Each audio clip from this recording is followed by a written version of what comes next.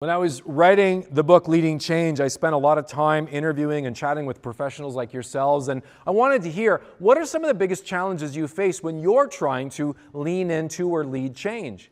And what I often heard was something to the effect of, you don't know who I work with. You know, you tell me about the people that you work with, and I started to wonder, do you all work with the same people?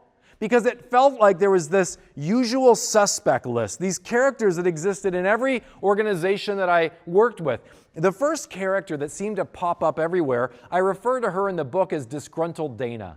You see, Dana wanted you and everyone else to know she's not on board with the change, and she also wants everyone to be aware of the moment the change doesn't live out exactly what you promised, she'll let you and everyone else know.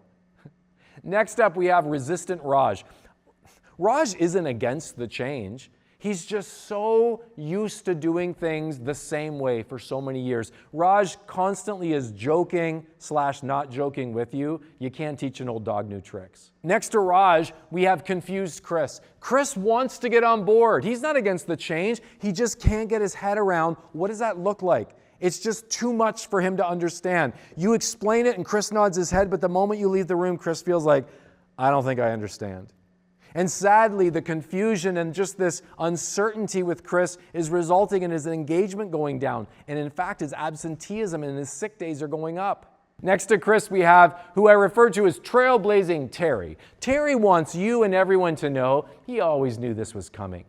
Terry's overzealousness and enthusiasm to embrace the change is actually starting to turn off people around him. Nobody wants Terry on their team.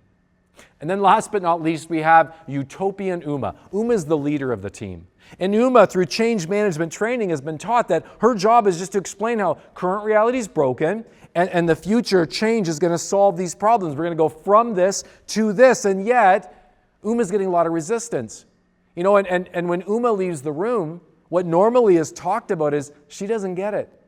A couple things. First of all, not everything is broken. There's things that we're pretty proud of right now.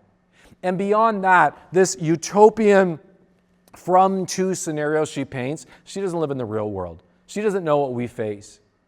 Can you relate to any of these characters?